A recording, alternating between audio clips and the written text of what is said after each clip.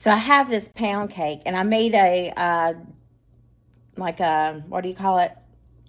A parfait, not a parfait, I don't know. Right now my brain is tired. I could go to sleep. I just drove all the way back from Nashville. But anyway, this is a pound cake bread pudding. Everybody said it was good. And the only thing is that they said they liked the actual bread pudding better. And I wonder if it's because it soaks it up a little bit more. And plus, that pound cake didn't have a lot of flavor.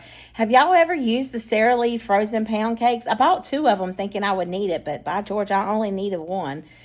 But so I utilized it the best way I knew how at that moment in time. So stay tuned, see if you like it.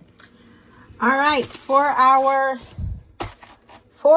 pound cake bread pudding. Never in my life made this, but I need to do something with that pound cake. So I'm going to not give it a try. I need eggs. I need some heavy whipping cream. I started pouring before I was paying attention.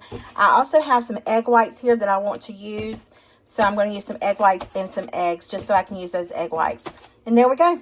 We're just going to mix it all together and get started with it. All right. I hope you guys can see okay. So I'm going to take half of this egg white because I need it for another recipe as well. So I'm just going to take half of it and put it in there with about, I'm just going to use three whole eggs. Wow. That's the thing about buying them whenever they're packaged up. You don't know if they're cracked or not. So let me get those used. I definitely can't use that one. That's an expensive waste right there.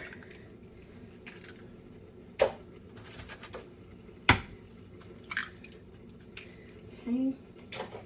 Then I'm not going to add any vanilla flavoring to this. The reason why is because the pound cake is flavored already, and I don't want to overpower it with vanilla.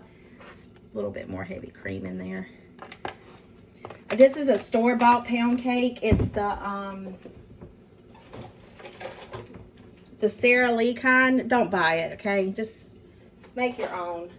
It's not worth it. It's not that good. I'm gonna get a fork.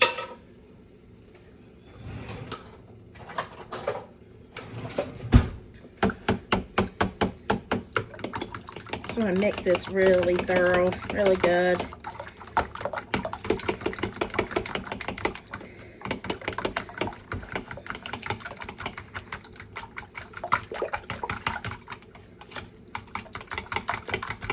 And then I'm going to let this pound cake soak up this egg mixture for about an hour or 2 while I work on something else. Okay.